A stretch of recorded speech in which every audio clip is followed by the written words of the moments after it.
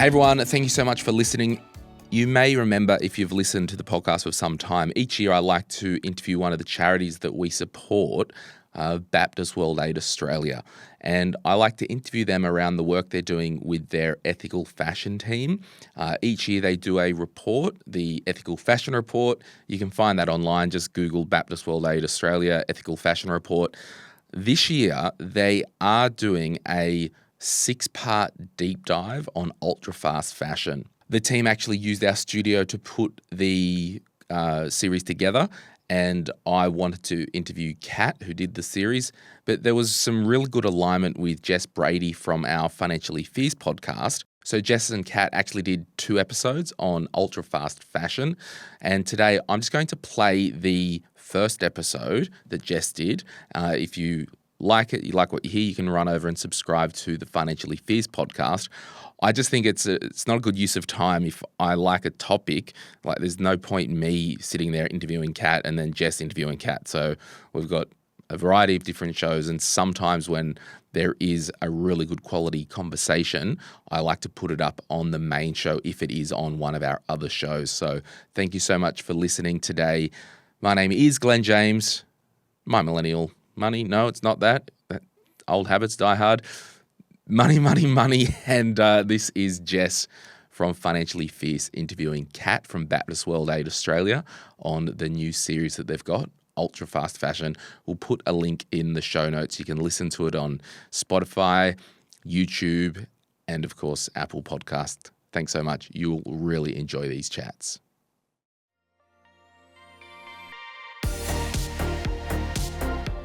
On today's episode, we have got a special guest. And when I say special, I am really, really excited. I think this is going to be a 2-part series because the amount of questions that I have to drill into today, talking all things fashion, because clearly I'm an expert, how we as a society view fashion, and I want to intersect it into money and the planet and the people. If you're new here, welcome. But if you are a financially fierce old timer, you'll know this is absolutely my jam. And so today I'm delighted to have Kat Halliday, who is the ethical fashion lead from Baptist World Aid. Welcome.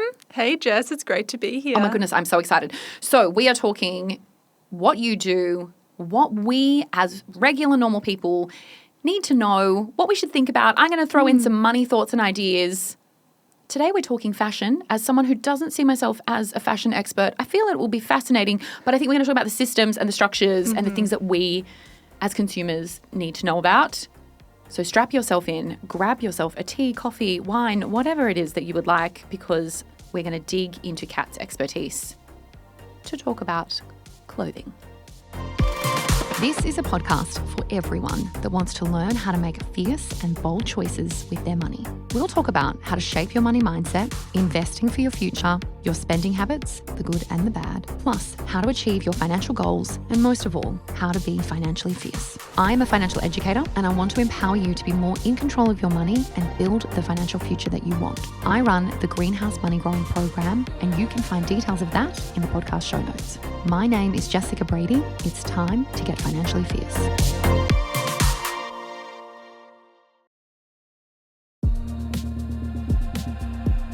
So Kat, I think it's important we start by doing a little bit of a background, origin story, if you will. Why don't you tell us a little bit more about tell us about the Baptist World Aid Ethical Fashion Team. Yeah. What do you do? Great question.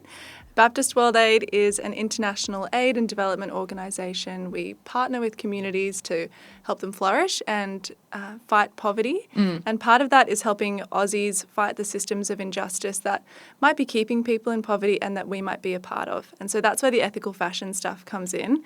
We've been working for over a decade to create a fashion system that's a bit fairer on people and planet. So we assess companies on how they're treating workers and the environment in their supply chain. We give them a score out of 100, and that's a great resource for consumers to understand where their favourite brands sit against their peers, and also companies like to get a bit competitive and try and improve year on year with themselves and with their peers as well.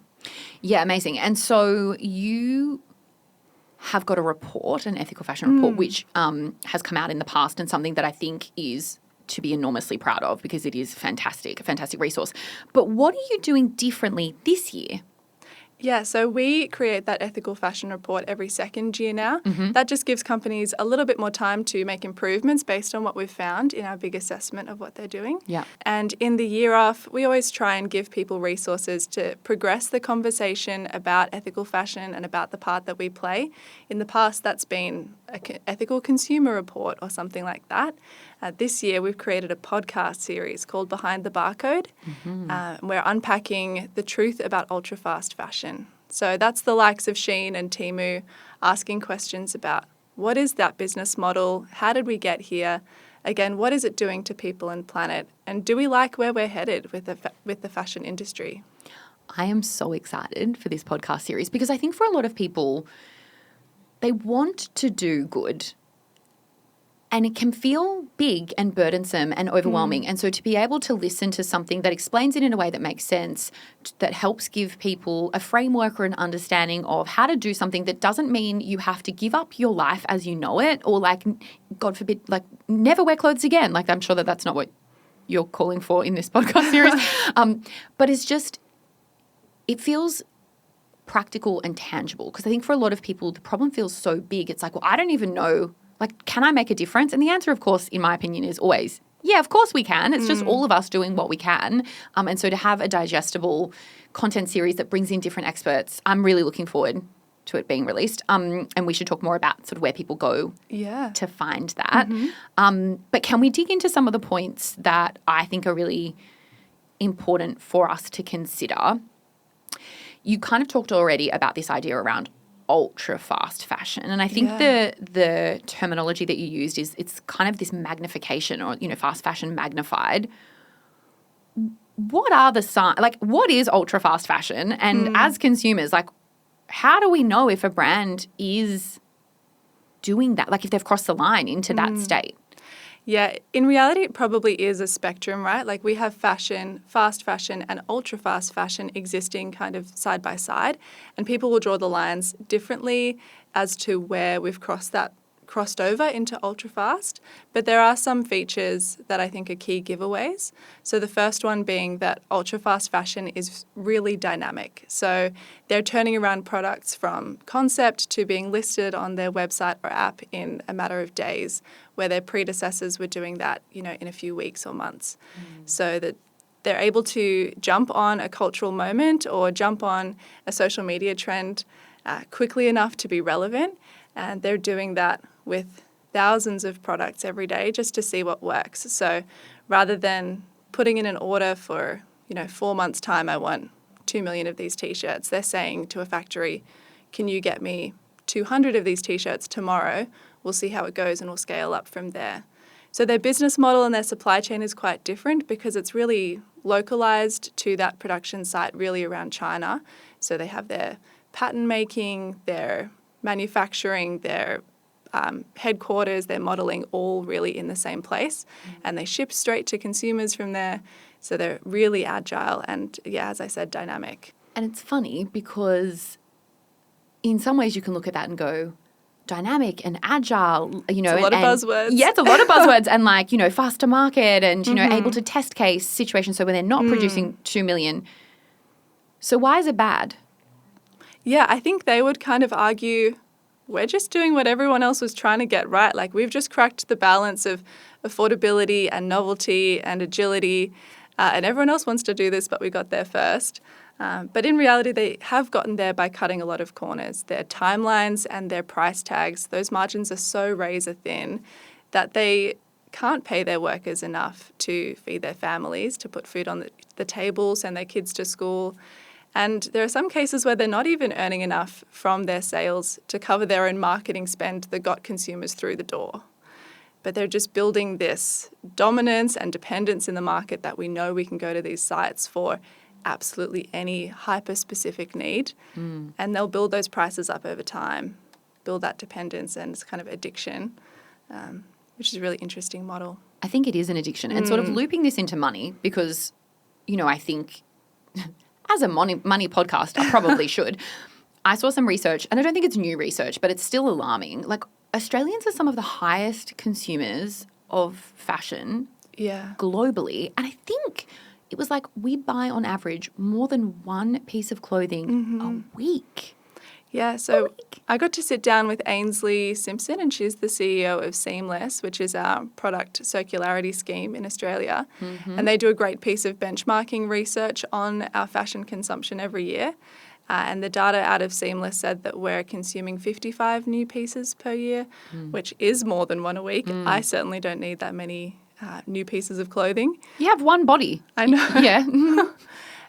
Yeah, it's just crazy. We're kind of neck and neck, sometimes just above, sometimes just below the US, which is really staggering. Yeah, and I think, I want to talk about social media in a moment, but if we just look at it from a monetary perspective, that's a huge amount of money that someone is deploying to things that are perhaps poorly made because they're produced so quickly. And so then it becomes this vicious cycle of, well, the trend's out, I've got to buy the new latest thing, but also it's broken or it's shite, really. Yeah. And so it's not lasted or stood the test of time.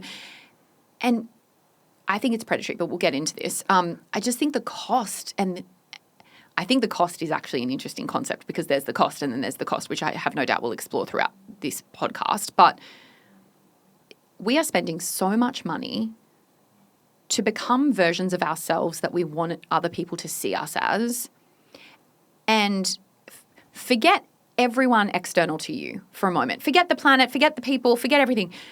I think we have to actually recognize that marketers have gotten so clever at getting deep into our insecurities and telling us that we are but a purchase away from being the people that we want to be seen as long as we buy the next thing. And I have been thinking about this and I haven't done anything with it. Now, for those of you who are new, welcome. And I am certainly not anyone who you would say is a fashionista by any stretch of the imagination, but I have decided that I am quite good at picking fashion trends. Oh, great. So if you want, like, what is going to be the next it thing, I think I've got you. And I think I need to start making time-stamped videos. Not that I'm clever in any stretch or have some sort of, like, creative vision of where the fashion world is heading. I just know whatever's in today, the exact opposite is going to be coming in soon. So if it's skinny jeans that are in, which are not at the moment, I can be damn sure that the next wave is going to be the exact opposite, so that everything that you have is no longer the cool thing. And then guess what's going to happen after we get all these wide leg pants that we all, everyone's now seeming to wear? My next fashion prediction is that we're going to go back. They'll be back. They'll be back. It's like gold has had its moment.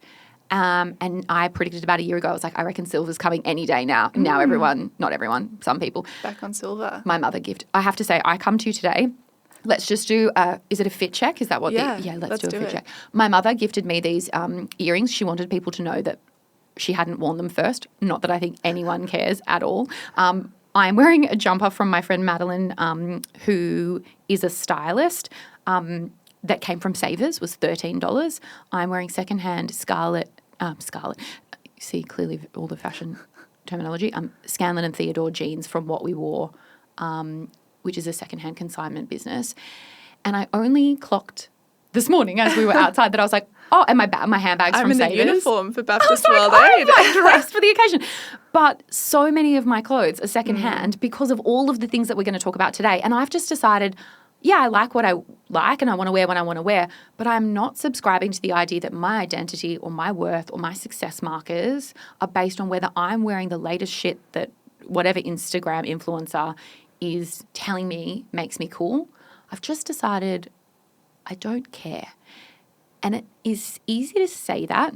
I actually think it's quite a journey to get to that. And I think for a lot of people, and also we live in a world where we're judged. We are judged by what we look like, whether we like it or not, especially women. And so it's this dance of, I don't want to go on stage looking like my pretend farmer self, which I would absolutely do if I could. But it's taken me a long time. It's probably been 10 years to get to a point where I'm pretty much exclusively secondhand.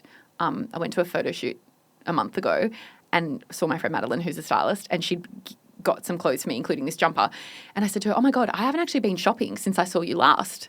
She's like, what do you mean? I'm like, I haven't bought any clothing since I saw you last. She's like, you've bought no clothing.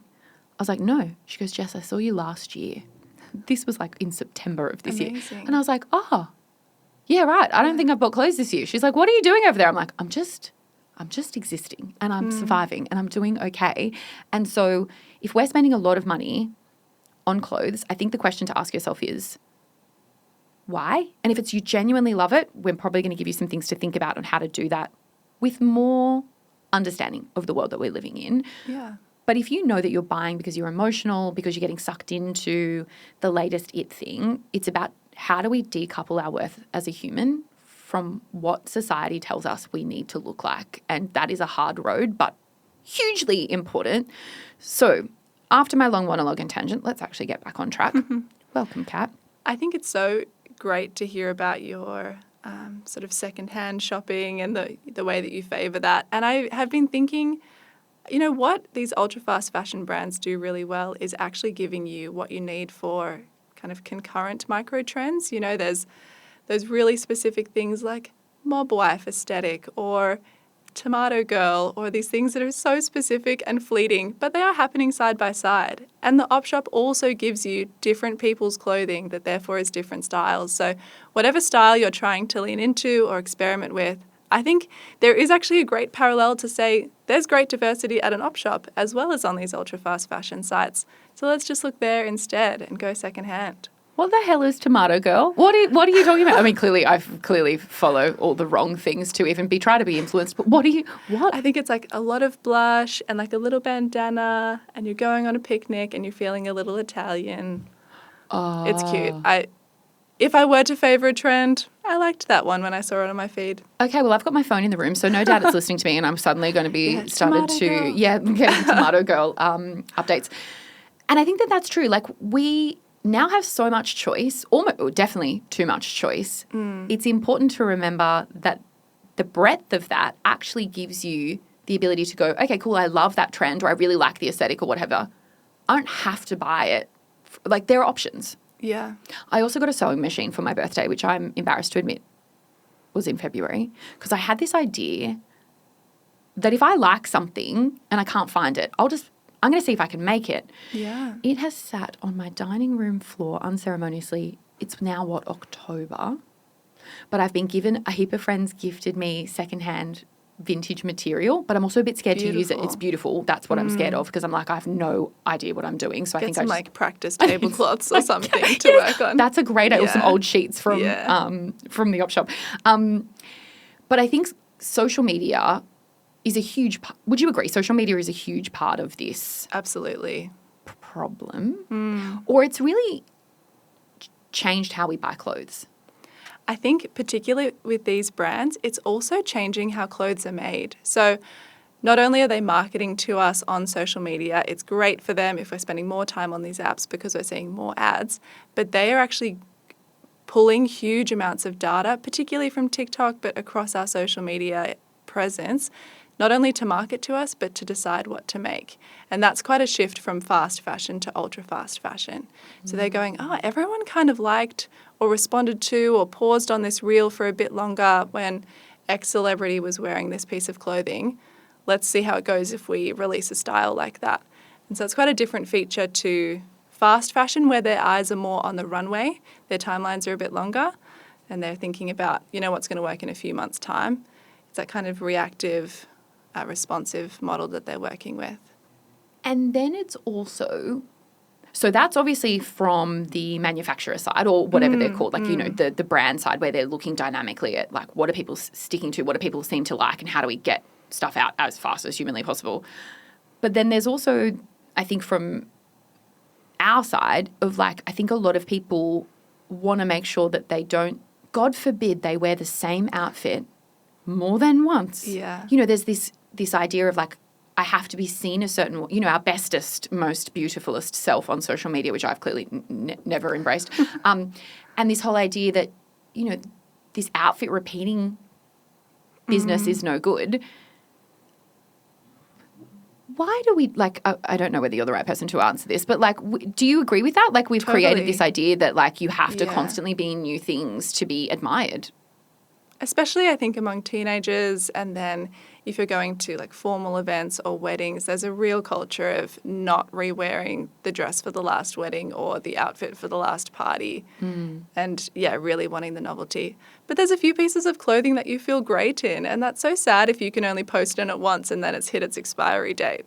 You should just keep wearing those things that you love. Over and over again. I'm actually emceeing a awards night at the end of October, and I emceed it last year in one particular dress, and it kind of relates to the event that I'm emceeing. And I was like, it is such a good dress for that particular event. I don't care. I'm wearing it again. I'm wearing the same dress to the same event with the same role. I just have no shame. Yeah. I think we actually need to do much more praising of people when we see them repeat outfits or when they just do what they want and they don't have to subscribe or prescribe to a very narrow, we have such a narrow scope of like what's in or what's out or whether you're cool or not. And like we can sit here and be like, you don't have to be cool or whatever. At a human neuroscience level, actually, we are wired to want to be liked by our people. We're tribal. I don't know if that's the right word to use, but I've done a lot of research on this recently for a different project. And actually, our want to be liked in a broader context of society is actually linked a lot to safety. Because if you are you want to be the person that they save or, that is told about something. And so it's really annoying that our brains are wired to want to be liked by people because actually it keeps us safe in a community environment. And this mechanism has now been sort of sucked into this very dangerous, I think particularly for younger women. And I have, the reason I'm sort of labouring on this is I've given financial advice to so many younger women and many of them have told me, and a lot of the LGBTIQ plus community, and within that I'm talking specifically about a lot of gay young men that I worked with, I've had many, many, many conversations with those people that were extraordinarily emotional where they were like, I'm just buying to try to fit in. And I'm like, how can we use your money to do the things that you want to do that actually make you happy and realize, and Emma Edwards, who I love, said something on one of my Evergreen Money Club interviews a while ago, and she said, do not outsource your identity to consumerism. That's great. And I was like, holy shit, I'm borrowing that. That is what so many of us do. We outsource our identity, who we are, to items of clothing. When you sit back and think about it, you're like, this is insane. So when we talk about ethical fashion, what does Baptist World Aid mean by ethical fashion? There are, I think, different features that some people will pull into their definition of ethical fashion. For some, it might be all about animal rights. For some, it might be all about, modesty or self-expression, and that's kind of tied into ethics. When Baptist World Aid talks about ethical fashion, we're really focused on the supply chain, particularly on the garment worker and the environment that's been impacted. So we believe that all people deserve to live and work in a healthy environment with dignity. And I would say that's not a particularly groundbreaking belief, but we're just matching up and seeing how are these fashion companies treating their workers? Are they aligning to that standard or are they hindering it? So it's things like, are they monitoring the chemicals that they're putting into their clothes? Are they polluting local waterways? Are they empowering the women in their supply chain, which is the vast majority of garment workers? Are they paying them enough? Are the factories safe? Just asking those kind of questions of safety and dignity. How bad is it? It's not great. We assess companies and give them a score out of 100, and in 2024, the whole industry's average score was 31 out of 100. Just far from a pass mark. There are things that every company really should be getting right by this point, just their own policies, their own internal practices that allow their suppliers to work more ethically. Then there are things that are slower and harder to make progress on, and that would be things like a living wage. The wage is set by, a country's minimum wage and what a factory's working towards, and there are multiple companies buying from the same factory. So that takes more problem solving and more collaboration, but it's so important and so basic to get right. Let's drill into that. Let's say you've never heard anything about any of this before, and you go to Kmart and you pick up some T-shirts for $3. I think I saw on the TV that you can get T-shirts for $3 over the weekend. I could be wrong. My coffee always costs more than that now. It's kind of warped these supply chains that we run in. I was like, who's making profit on a $3 T-shirt?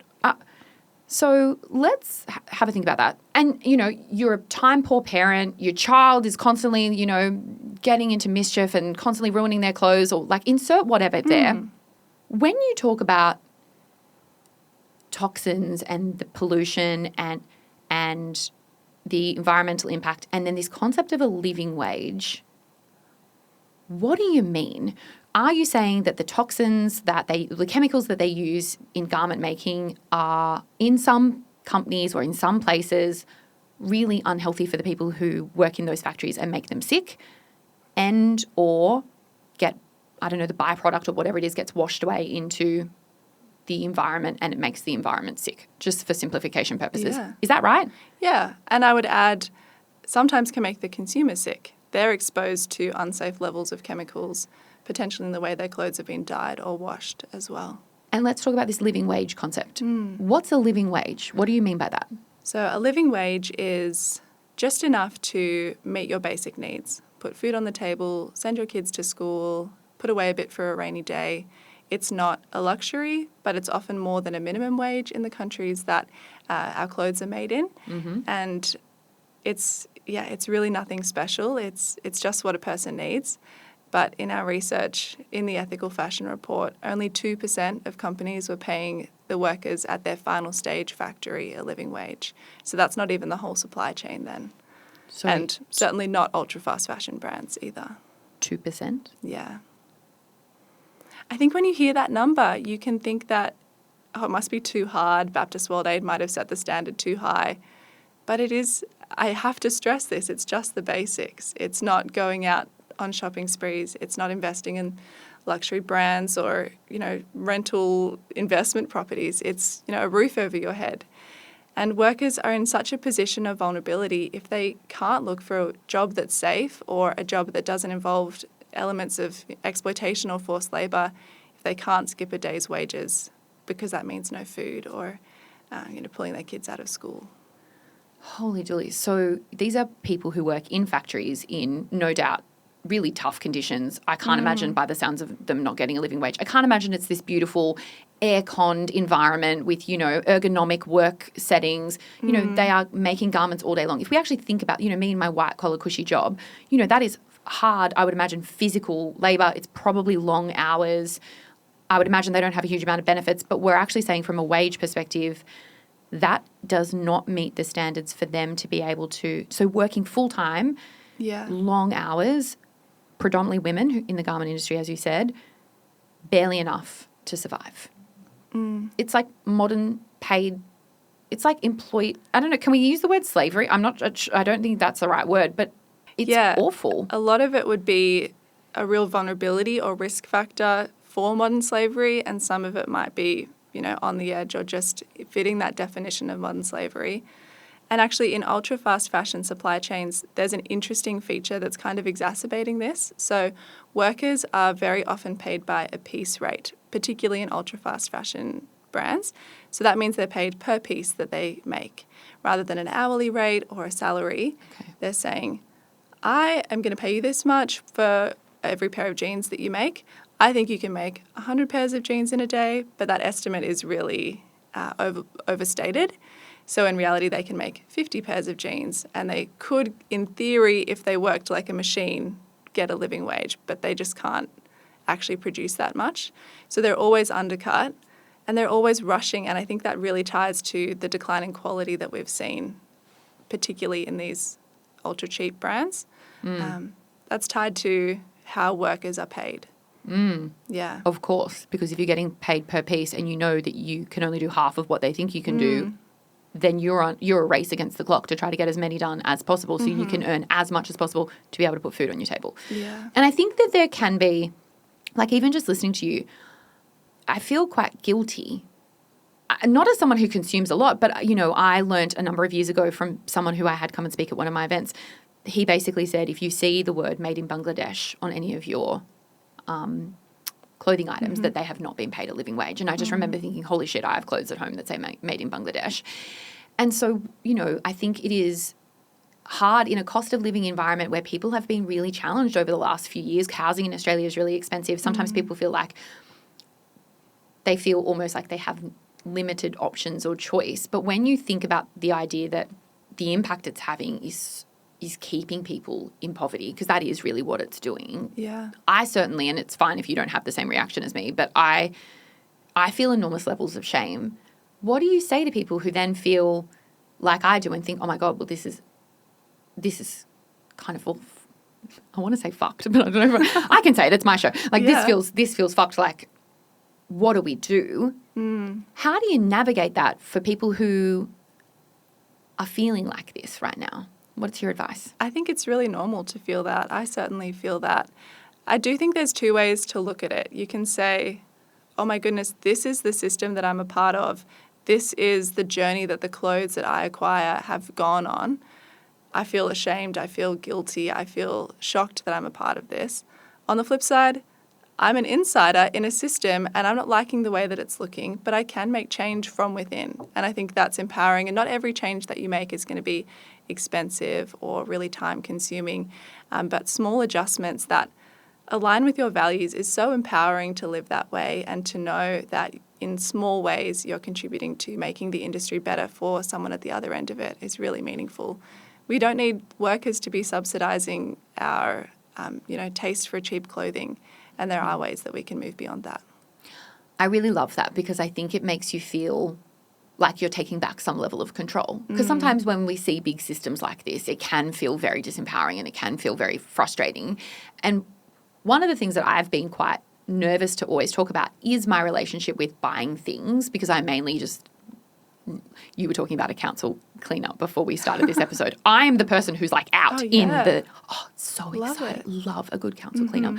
And, I wear a lot of secondhand and I try my best to look at the origin of, like, where did this thing come from? Who made this? Am I okay with the impact of that? But I think sometimes what I feel is that I have to do it perfectly or not talk about it, because if I don't do it perfectly 100% of the time, then I'm, not being genuine or not living up to what I say I do. And I just think that I have had to come to and it's taken me actually years to reconcile, I don't have to be 100% perfect 100% of the time. But if we all just decide to do something slightly better as a collective, that makes enormous amounts of change. And I do think particularly in some circles, it's this idea that if you don't do it perfectly, you're going to get crucified, and that, I think people are worried to talk about it because they know that they're not perfect at doing it perfectly. And so to what you were just saying then, I think that makes me feel really great about saying you can have choice and you can decide to do things differently and be behaving differently. But don't also feel like you have to be perfect 100% of the time. I mean, we would all love to, but there's just a reality of life. Totally. I don't know. That gives me comfort. I don't know whether anyone else will resonate with that, but yeah, it's made me feel better. When I have ethical fashion in my job title, I often compliment someone's clothing and then they'll say, oh, I got it from this brand.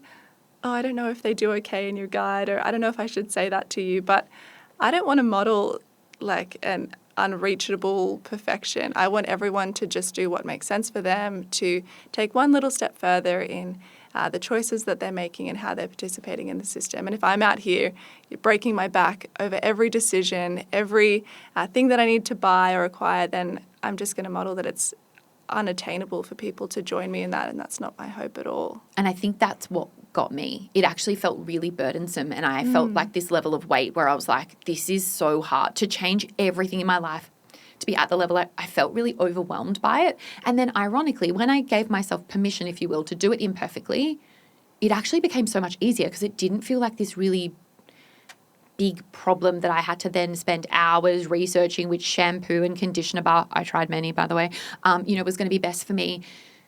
It actually then became a bit more fun. I don't know, psychologically something inside of me changed. And so if you feel like that as well, I think for me it was quite freeing. And actually it became so much, it's funny how our brains work. It actually just became so much easier to do when the burden didn't feel like it was weighing me down. I think baby steps is such a thing as well. I think back to when I started trying to recycle a lot better and divvy things up into the right bins and even, dropping things back to the store where I could. And at first, it was quite a conscious thing where I had to go, okay, this goes in this bin, this I can take this off and that's going to go in that bin. And now I don't think about it. Now it's just a habit. And so when that was set up and working, then I was going, okay, what is the next step I'm going to take now that isn't feeling like it's occupying my brain space? So in fashion, I probably moved consciously to shopping secondhand more often. Now that's my default. So I'm shopping secondhand and also thinking about the types of fibres that I'm buying and really seeking natural fibres. And to do it all at once would have been really overwhelming. But I'm adding on year or however long it takes. When the last step feels easy and sort of second nature, then I'll look to how I can grow and take that step further in authenticity. Which is exactly the opposite of what we are told about making change anywhere in life, also with money. And yet that is the one that works, that you start with this actually just doing one thing, something that is actually quite easy for your brain to be able to see success on. And we build Rome brick by brick and we improve over time and things get easier. So let's do a break because I think we need one. But when we come back, I want to get more into, I've got some juicy questions based on your podcast series that I'm keen to kick on into. If you're after personal financial advice, don't get it from a podcast. If you would like help based on your own personal situation, head over to moneypodcast.com.au, click Get Help, and we'd be happy to introduce you to one of our trusted professionals. Our panel of vetted financial advisors and mortgage brokers work with people all over Australia so they can connect with you wherever you are. That's moneypodcast.com.au and click Get Help.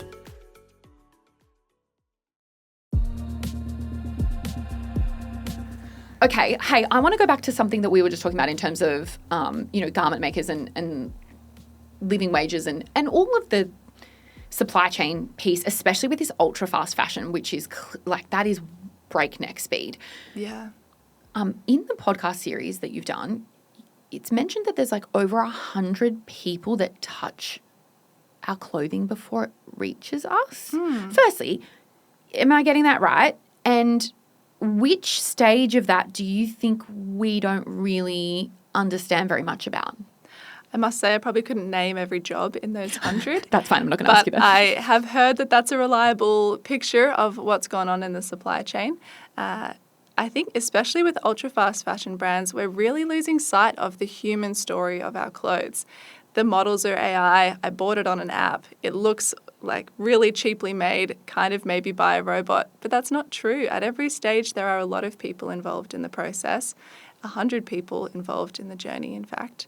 So that would be, growing and harvesting the cotton, picking the bits of twig and seed out of the cotton ball. So it goes into the ginning and spinning and turns into fabric, and then the fabric gets dyed and then it gets cut into the right pieces to be made into a t-shirt. Then there's quality assurance, then there's shipping, and then there's the retail assistant that maybe sold it to you. And that's a lot of people in that process. And as you said, that $3 t-shirt doesn't leave a lot to be divvied up across that whole chain. No, it certainly doesn't. While you were explaining that, I just had this little moment. So my grandmother weirdly spoke Japanese, and I know a very small, obscure amount of Japanese, and I actually, because I was taught a little bit as a child, but one of the things that she taught me, and I'm going to pronounce this so incorrectly, and I apologize in advance, is I think it's itadakimasu. Itadakimasu. Is that what you say when you're eating food? Yes, and basically, I don't know whether this is her white interpretation, so please don't cancel me if I've got this wrong. And if you have feedback, send it across, Jess Brady _financial advice on Insta. But basically what she used to get us to do was think about, where did this food come from? What farmers made this and who, my grandmother was English, so who put it on the lorry and who got it off the lorry and who put it on the shelf. And it was just this really lovely way to go, wow, there were a lot of people, someone grew those peas and someone grew those potatoes and what have you. And I think as a child, it just gave me a really interesting perspective that food actually doesn't just come from the shops. And so when you were talking about that, I just had this flashback that actually that is very, very similar in terms of the things that we're buying. There is a huge amount of people that are involved. So I wonder if we need to kind of adopt more of that practice of recognizing just how far and wide that goes. And as you say, 100 people for a $3 t-shirt, what the hell? What the hell? We were talking about outfit repeating before the break, and that's something every time I put on I've worn this top a bunch, and when I put it on and I've worn it and had it for ages, I think that's a beautiful way to honor all those people. Actually, the work of your hands was worth it because I love this and I'm going to wear it for a long time. The flip side would be your labor, and often your exploited labor, is actually not worth very much to me, and I've bought this item and I'm going to throw it away after one wear. Not that you're explicitly saying that, but to take that honor and dignity into outfit repeating in that small way, I think is beautiful. I think that's a really nice reframe. Because we have been told for a really long time that it's shameful. It's like, actually, I am not only loving this, but it's actually a mark of respect of the people and the journey that the item has been on and the people that made it. So let's talk Shein, because I know we don't want to like bash all of the individual companies, although they can go and check out your report from last year, correct? And there's a rating, which Their scores are all out there. Oh, God, I was looking at some of the brands and I was like, oh, my God. But let's talk on Shein for a moment. I have never purchased anything, I don't think, from Shein. So I don't really know much about them, but I think they started in 2008. But they sort of exploded during that COVID era, as far as I'm aware. Why do you think the timing, like did ultra fast fashion kind of pop up around the COVID period? Like why do you think that happened? It does feel very tied to the rise of TikTok. I think influencer hauls and wanting to be seen in different things on your social media presence. Maybe it just felt like this accessible way that I could have some kind of ownership when life and the world felt kind of out of control. At least I can get a whole box of cheap, fun new clothes delivered to my door. So there were just cultural factors that were at play. Their marketing is incredibly aggressive as well and will find you everywhere. Oh, it's going to find me now. I'm like, was there no better time to live in our pajamas? That was our living in pajamas era. If you wasted that on Shein fashion, I'm sorry for you, because like I was just rocking around in anything that was socially unacceptable in every other time except COVID. So Temu only entered the Australian market in 2023. And by 24, it was making $1.7 billion. What? Crazy. And when I'm giggling because yesterday Glenn from the Money, Money, Money podcast shared something with me where someone called me a communist for wanting to tax billionaires more. Lol. I showed my dad last night. We had a great giggle together. You can label me whatever you want. I don't give a shit. But when we talk about companies like that, in the context of this conversation, we have to remember that this is using the labour of so many people at the bottom who without their labour, they wouldn't be able to sell anything, I wouldn't imagine. And they get so little. They can't really survive. I've seen some horrific documentaries on that. And yet the people at the top, like 1.7 billion? Yeah. Where the fuck does that money go? Who is profiting from this? In that case, because they were spending so much on advertising to us, I think that was revenue and not profit. Right. They were just trying to get us hooked, but it's crazy. But think about that. So that's 2023. So I think our inflation numbers were like 7%. So I think also the timing of that was at a point where perhaps people were like, I used to go and shop at X, Y, and Z. I literally cannot afford that at the moment. And so, these ultra cheap options just came to the foray. You can do it in your PJs at home. You don't need to leave the house. It gets delivered quickly. It's like the perfect storm to make that accessible. And these apps and websites are so much like a casino. Like when I go on them, I just am affronted with games and spinning wheels and pop-up notifications and mystery discounts and timers on the clothing, sales, and they've implemented into their apps like the infinite scroll, like our TikTok or Instagram reels. So you'll never get to the end of a page of their, dresses or tops. And that moment of friction saying, do I want to go to page 28 of 400 of dresses might make you pause and say, I've spent enough time here. But you just don't, because you don't realize how long you've been on it. So they're doing all these things that really tap into our dopamine addiction and our psychology. And that's where maybe our willpower isn't stronger than the best marketing minds behind what these brands are doing. It's not. I don't think it's fair. Like, we are more likely to spend money when we are emotional, sad, stressed, angry. We are more likely to be marketed to of an evening because people know that that's when you're probably sitting at home, sad, stressed, or angry. And so if they have got all of their data around how to get you at the point where you are at your most vulnerable and weakest and most likely to part with money, and they're able to spend hundreds of millions, if not billions of dollars to get all of those practices and use them in quite a nefarious way, what hope do you have? I think the only answer is get off them. Yeah. Get off them. There was a point where my mother was sending me, my mum's quite spendy. Hello, Mum. She doesn't listen, but like, hello. And my family chat was constantly getting these ridiculous links about having to like get 6 friends or like sign this. Mum would text me and be like, could you please just sign up to it? You don't have to do anything. And I'm like, I did it once and then saw that spinning wheel thing and was like, this is like a casino. This is scary. And then she tried for so long to get me to do it again. And I was like, never send me this bullshit text message ever again. I'm not interacting with this. What are you buying? Anyway, and I think my whole family was just like, get off Temu. I think she became addicted to it. I think it became something that of It's a common story. addiction. I said that because I've just spent the night at her house and I see how much stuff she has. But I think it can start as a very genuine need. We can't afford what we used to do, or I don't have time to go to the shops, or I don't have time to look, or, insert whatever, is going on.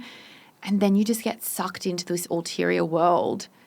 And, people have said to me, it's just so easy. Look how cheap it is. It's so easy. It's like, there's a cost. Yeah, it's just we're not paying for it. We are not paying for it. Is there anything that genuinely really shocked you when you produced either the podcast series or the report last year? I think a lot of it did, but at the same time, it's these things that we kind of have intuitively known. I probably have words or some stats to put to that feeling of, I don't think it's right that clothes are this cheap, or I'm kind of dubious about the quality if I've paid this much. People do have this sense of maybe uneasiness, or maybe I feel like I've struck gold that clothes are this cheap.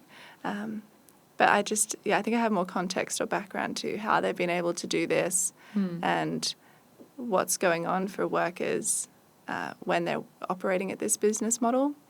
It's a shame that we don't have tougher legislation across different countries. I think that's really my key takeaway was these companies aren't going to change because the likes of us choose not to shop with them, or we write a few letters. I think these companies are operating at such a massive scale that we need solutions at a scale that matches. And I do think that's where our government needs to come in and put some tougher restrictions in place. Are they doing anything? The government? Yeah. Oh, well, we have a Modern Slavery Act, so that's something. At least they're required to report on their risks. There's definitely a lot of ways that could be improved. What we're seeing actually is that a lot of our global neighbours have implemented an import ban on products made with forced labour, but Australia hasn't yet done that, and that's something that we'd really like to see brought across the line. And as it's harder to sell these products in Europe or in the US, very neatly, as those things got harder, the advertising spend from these companies increased in Australia. They chose not to clean up their act, but just to sell where it was easier. Albo, what are you doing? If you could please just consider this. Because it does strike you like if this is using harmful chemicals which impact, or it sounds like the people who work there, the environment, and us potentially as consumers, if like at every level you look at this and go, whoa, this whole thing is actually bullshit, like this is crazy. The next question is like, how has this been allowed?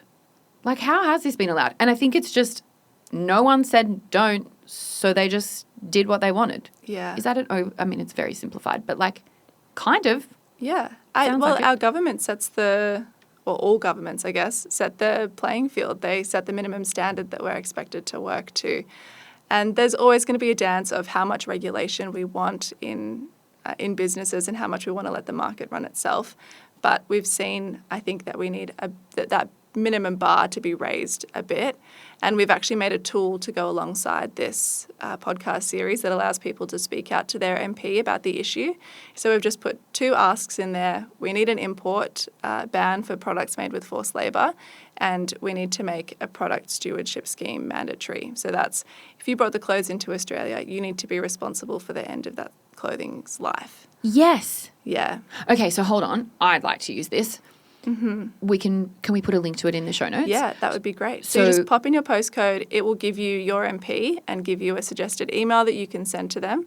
You can send it straight from our website to them. Great. And hopefully, every MP in the country is going to get a couple of emails. They'll go to the party room and say, hey, what are we going to do about this forced labour ban? We can take it from there. Amazing. Let's all just do that. Like we can all, as we're waiting for our coffee, either that we're going to the cafe to get or making it home, like we can, that's a really easy, simple thing where, to that point around feeling kind of overwhelmed by this crazy big system that feels huge. But actually, if a lot of people can just take, 25 seconds? That's right. We can take 25 seconds and feel good that we've actually tried to agitate for change. I love that. And thank you for making that simple and easy, because for people like me who have great intentions but not often, like if I had to sit and think about how am I going to word this or what am I actually looking for, that would feel... That's overwhelming. Yeah, it's hard. Yeah. That's really hard. I do want to touch on this though, and I frankly think anyone that thinks this may have already checked out from this episode, but who knows? What do you say to people though who are like, well, the argument is you are giving them a job, the people who are making this, and you are making clothing accessible at a time where people are finding it tough. Is there a logical, what do you say to someone who says that? I would say that secondhand clothing, either from an op shop or even from a clothing swap with friends, is also quite accessible. May take slightly more time investment. I think we're just consuming so much more clothing and we're actually spending less on it. So 2 decades ago, I think we were spending 10 to 12% of our household income on clothing. Now we're spending 3%. So we're really not spending that much on clothing, but we're buying so much. I think we can just stop and ask ourselves, do I really need this? If I want to experiment with this new style, do I need to get it new, or could I repurpose something in my wardrobe or get it secondhand? And then in terms of giving workers jobs, it's really a question of why is a job that's so exploitative worthy of one person in one country, but it wouldn't be worthy of Australians? That's just a question of, I think, justice. And what you mean by that is if we were producing the clothes in the same manner as they're being produced today elsewhere, that shit wouldn't fly from a regulatory perspective. Totally. But we turn a blind eye to it when we import clothes that have been made in those conditions. And the system is set up so that we don't really know. I don't think it's us always choosing to turn a blind eye.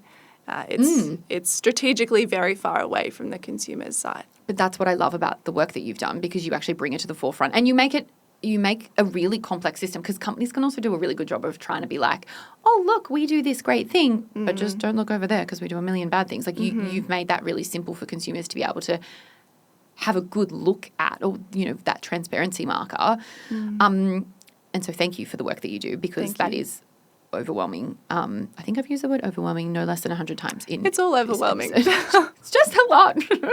Let's talk about, how do you manage this? Because I've obviously done War and Peace on how I've found this area of my life. But personally, if you're comfortable talking about this, how do you balance wanting to look in whichever way you want to look and resisting being because you are in your 20s and resisting, this whole social media wave and this new outfit every post sort of culture? What's that journey been like for you? I think my mum modelled a love of op shopping, so I've just grown up to love op shopping, and now in my work I love it even more. And so I probably set aside a little bit more time if I need to buy something new, because I'll head out to the op shops and might not find what I'm looking for maybe the first time that I go. I had a wedding recently that I wanted a new dress for, and so a few weekends before I was just like, oh, I have some time, I'll head to an op shop and see if I get anything great. I found this awesome vintage dress that I love, and I got a lot of compliments in, and I was really happy with that find. Yeah, so I think the other thing that I do is probably just set a challenge for myself, or set something external to just my own willpower, as we've talked about. So in 24, I did a challenge where I said I'm only going to buy 5 new pieces of clothing in the year. And I think that really changed my mindset about what pieces were worth taking up a place in one of those 5. Are you worthy of one of my 5 spots? And Love I think that. I developed this skill of just admiring clothes but not needing to acquire them. That's so beautiful. I tried that on and I felt so pretty in that. How nice. What a nice experience back on the shelf. And that's okay. Clothing is beautiful. You can feel great in it. You don't need to own every piece. Such a smart way to look at it. Stuck with me. I love that. I love that as well, because sometimes we just think, I love it equals must have. Other than I love it, I can appreciate it. Yeah. Beautiful. We're going to wrap up this episode very, very soon, but I have a couple of last questions, and I think we've touched on this, but for someone who feels like their individual impact is too small, what are you saying to them as a reminder? If you feel like your individual impact is too small, I would still say keep implementing those things anyway, because it feels great to live in line with your values. You might not empty the ocean with an eyedropper, or whichever analogy you want to use there. But within yourself, it still feels right to make those choices and make those changes that are in line with your values. And then the other thing that I would encourage is that your personal choices are always amplified if you use your voice alongside it. And I think our Speak Out to MP tool is a great way to do that. But how can you, within your own sphere of influence, do what feels right and then take it a step further and maybe speak out to the brand or speak out to your local politician to really create change across the industry? Love that. Okay. Are you prepared to stick around? Because I got many more questions, but there's only so much we can squeeze into one episode. Can you stick around, Kat, and we'll Let's do it? do it. Yeah, we'll do another episode because I have lots more from this podcast series that you've recently done that I want to go into. So I would love to hear your thoughts. We will put in the show notes where people can find the episode series, but perhaps just a quick reminder of what it's called and where people can find it. That's right. So Behind the Barcode is the name of the series. It's on Spotify and Apple and YouTube. Produced in this lovely studio, but with a different colour background. And I sit down with Hannah, my co-host, to talk about ultra-fast fashion. Amazing. And we'll get that link to that MP tool as well. Yeah, great. Thank you, Kat, so much for being part of the first part of our discussion around fast fashion and ultra-fast fashion. Stick around and we will get into part 2. I'd love to hear your thoughts on where you're at on this journey. What have you been doing differently? What have you tried? Where are you stuck? Where are you finding it really hard? I would love, love, love your insights either through the Facebook community with Money, Money, Money, or you can DM me. I get so many nice DMs. Please be part of that. Jess Brady _financial advice on the gram. Thank you for tuning into today's episode. I can't wait to share the next one with you. You now know what to do.